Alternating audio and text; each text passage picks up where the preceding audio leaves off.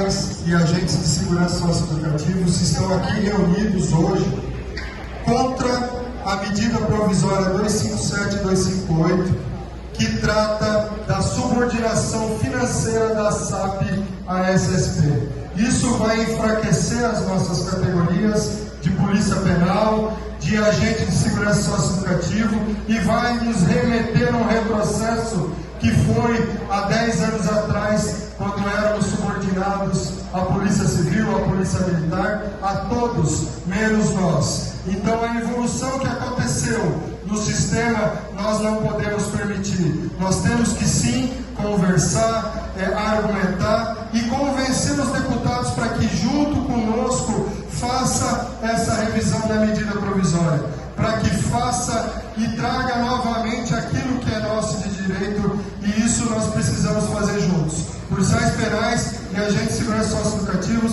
vamos manter mobilizados, unidos em prol daquilo que é nosso de direito.